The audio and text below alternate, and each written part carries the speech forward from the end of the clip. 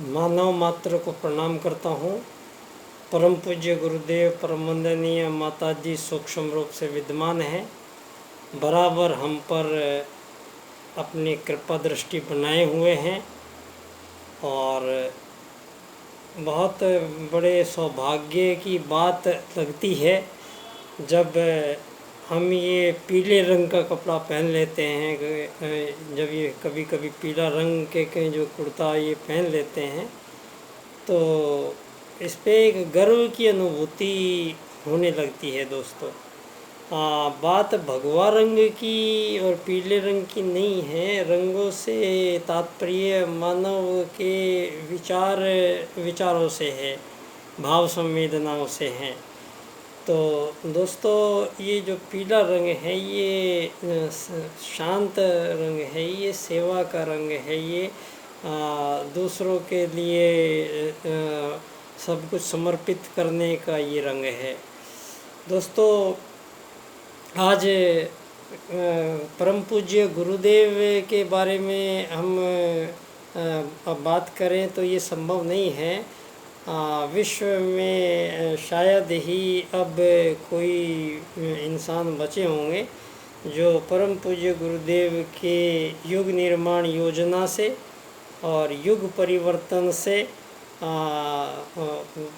परिचित ना हुए हों दोस्तों। और गुरुजी ने यही बात बोली थी अपने सभी लोगों से कि जितना तप करना था वो मैंने कर लिया है, जितना दिमाग कमा के लेखन करना था वो मैंने लिख लिया है, बस युग परिवर्तन हो जाएगा यदि आप सब लोग ये मेरे जो विचार हैं, ये जो किताबें हैं, ये सारी दुनिया के एक एक आदमी को उसकी भाषा में पढ़ा दो और ये बात बता दो, फिर उसके बाद वो निर्णय स्वयं लेंगे।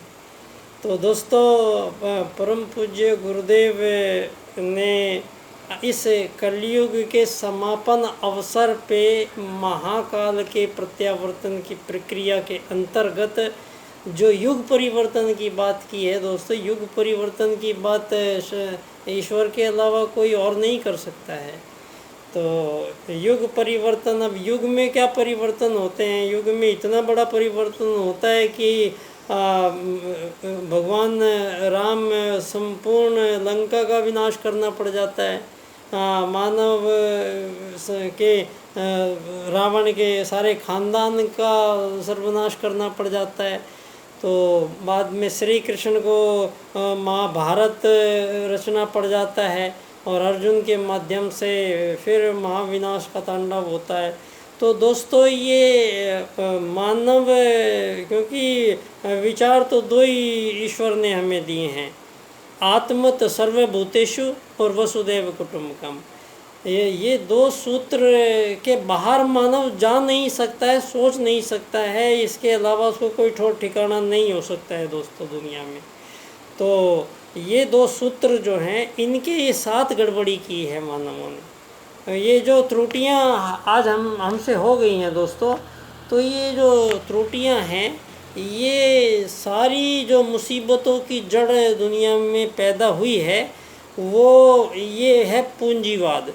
पूंजीवाद मतलब ये है कि मानव को कोई वस्तु देगा, वस्तुओं का आदान प्रदान करेगा, मानव किसी की सहायता सहयोग करेगा, तो बदले में क्या देंगे, ये विचार जो है यही धरती पे सत्यानाश का कारण है। और पंडित दीनदयाल उपाध्याय जी अर्थायाम के राजनीतिक चिंतन में यही बात करते हैं कि मानव किसी के काम आएगा या किसी विषय वस्तुओं का एक्सचेंज करेगा, तो बदले में भारत की ये सनातन पद्धति नहीं है कि बदले में हम धन देंगे, बदले में हम डॉलर देंगे, बदले में हम रुपया देंगे। ये बदले में कुछ लेने देने का प्रावधान नहीं है यहाँ पर मानवों के बीच में, क्योंकि मानव एक ही प्रजाति का जीव है। एक ही प्रजाति के जीवों में आप एक ही प्रजाति के जीवों में मानव को मानवों से आज़ादियों के लिए लड़ाइयाँ लड़वाई जा रही हैं धरती पे। और सारी मानव जाति पिछले 1000 साल से मानवों का कत्लेआम मचाई जा रही है, और अपने अपने आज़ाद देश कह के अपनी अपनी सेनाएं बना बना के और सारी की सारी दुनिया भयंकर से भयंकर परमाणु बम बना रही है, उनको परीक्षण कर रही है। परिणाम स्वरूप हजारों प्रकार की सूक्ष्म प्रजातियां जीवों की नष्ट हो चुकी है, और उधर परमाणु बम का खतरा मंडराया हुआ है। उधर अभी कोरोना युद्ध चीन ने छेड़ा था, वो आपने परिणाम उसका देख ही लिया है। तो अंततः यहाँ बात जब भी मानवों की जाएगी अब, तो पहली बात तो ये है कि मानव का जो एक देश में कोई परिवर्तन संभव नहीं है। अब आप सोचो कि मैं अपने भारत देश में अपने मानवों को सबको एकात्म मानववाद का दर्शन में ले आऊँगा और सबको वसुधैव कुटुंबकम में बना लूँगा, तो संभव नहीं है दोस्तों। क्योंकि धरती पे बात यहीं से शुरू होती है कि जो हम हैं तो मानव दिख रहे हैं, हम जो ये हाड़ मांस का शरीर दिख रहा है, ये यहाँ प्रश्न फिर वही दीनदयाल उपाध्याय जी ने कर दिया है इस बार कि आखिर मानव है कौन। मानव को आप एक शरीर मानोगे तो उसके लिए रोटी कपड़ा मकान भूख और उसकी वासनाएं तृष्णाएं उनकी पूर्ति करना उसका लक्ष्य बन जाता है, और उनके लक्ष्य की पूर्ति में सहायता करना आपका सरकार का कर्तव्य बन गया है। और यदि मानव को एक आत्मा माना जाएगा तो फिर आत्मा माना जाएगा तो उसके लिए फिर कोई भेद नहीं है, आत्मा में कोई भेद नहीं है धरती पे।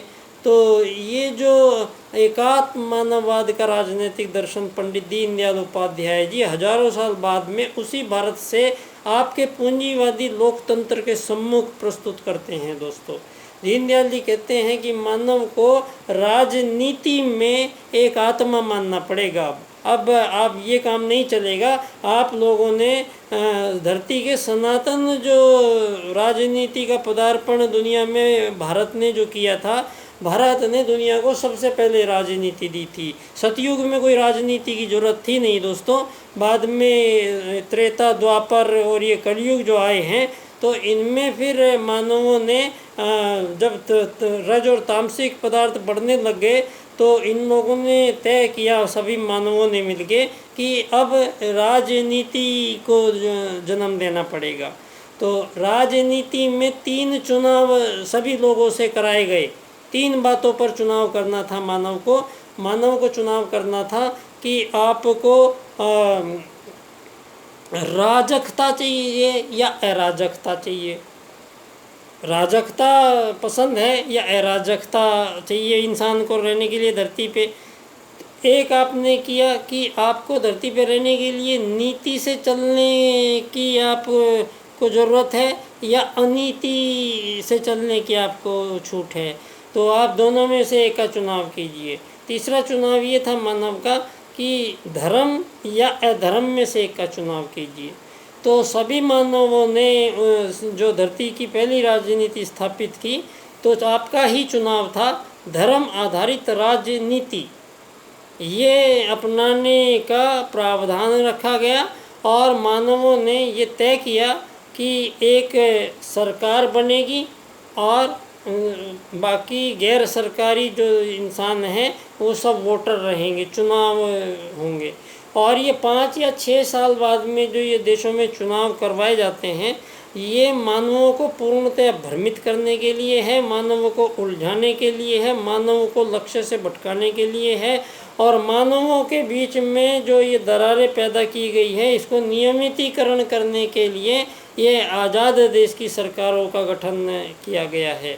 आज़ाद सरकार, आज़ाद आप जब बोलोगे भारत को, जब आप ये कह रहे हो कि गुलाम था भारत, आप कह रहे हो कि भगवान श्री कृष्ण गुलाम भारत में आए थे, आप कहोगे कि भगवान श्री राम क्या गुलाम भारत में पैदा हुए थे?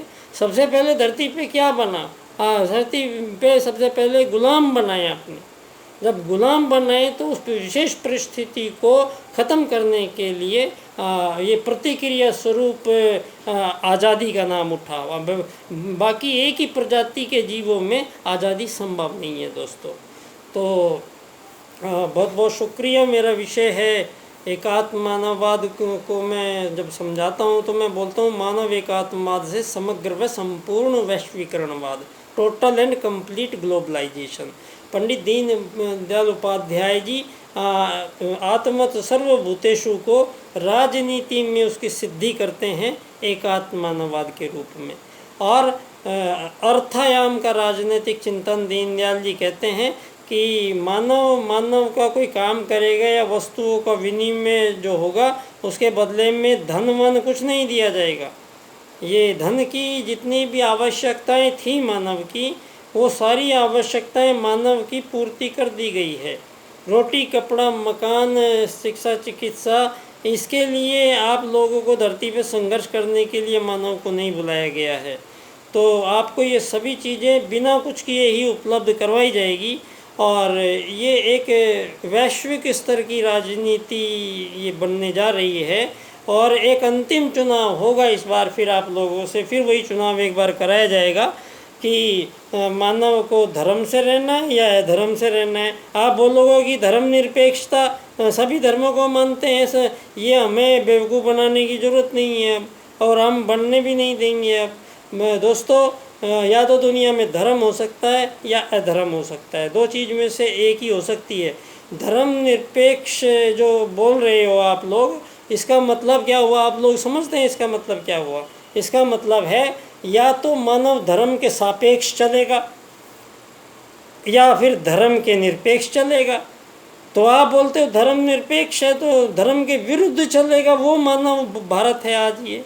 तो आज जो भारत की सरकार चल रही है, तो क्या वो धर्म के विरुद्ध चलने वाले मानवों का गठन यहाँ पे किया गया है और हम आज़ाद होने की जश्न मनाए जा रहे हैं?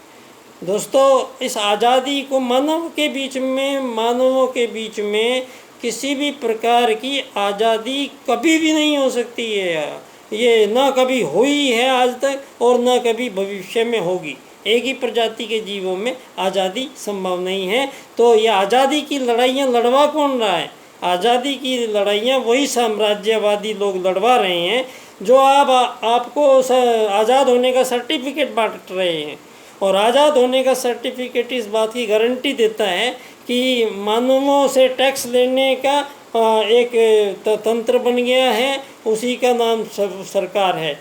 और जितनी भी ये सरकार आज़ाद देशों में है, इनके सरकारी लोग जितने भर्ती करते हैं इसमें आप लोग, उन सरकारी आदमियों को आप इतनी तनख्वाह देते हैं, घर फ्री, बिजली फ्री, गाड़ी फ्री। यहीं धरती पे हमारे बीच में से ही आपने एक ऐसा वर्ग खड़ा कर दिया है जो जन सामान्य से बहुत ऊपर है और सारी पावर उसी के पास दे रखी है। तो यहाँ आत्मत सर्वभूतेषु का क्या मतलब है? आत्मत सर्वभूतेषु का धरती पे क्या मतलब है? वसुधैव कुटुंबकम लिखा था आपने अभी G20 की मीटिंग में। तो आपको ये ध्यान होना चाहिए कि वसुधैव कुटुंबकम का कोई मतलब ही नहीं है अगर आत्मत सर्वभूतेषु नहीं है। तो आत्मवत सर्वभूतेषु सबसे पहले है, तब वासुदेव कुटुंबकम की कल्पना होगी दोस्तों। तो पंडित दीनदयाल उपाध्याय जी के 4 राजनीतिक सूत्र हैं, उनका इस क्रम से मैं व्याख्या करूँगा। आर्थिक लोकतंत्र द्वारा अर्थायाम आधारित एकात्म मानववाद की स्थापना से अंत्योदय की प्राप्ति। ये कैसे होगी? ये 25 सितंबर को पंडित दीनदयाल उपाध्याय जी की जन्मस्थली धानक्या स्टेशन जयपुर में है। आप लोग पधारें, वहाँ मेरा व्याख्यान है उस दिन इसी विषय पर। और बाल्यकाल बच्चा डॉक्टर मुझे लोग कहते हैं, बाल्यकाल सेवा संस्थान मेरे NGO का नाम है। आप लोग मुझसे जुड़ सकते हैं और एकात्म मानववाद पे मैं व्याख्यान देता हूँ निःशुल्क दोस्तों। आप लोगों को कोई मुझे आमंत्रित करना चाहे तो आप लोगों का बहुत बहुत आभार होगा। धन्यवाद बच्चा डॉक्टर की ओर से, शुक्रिया।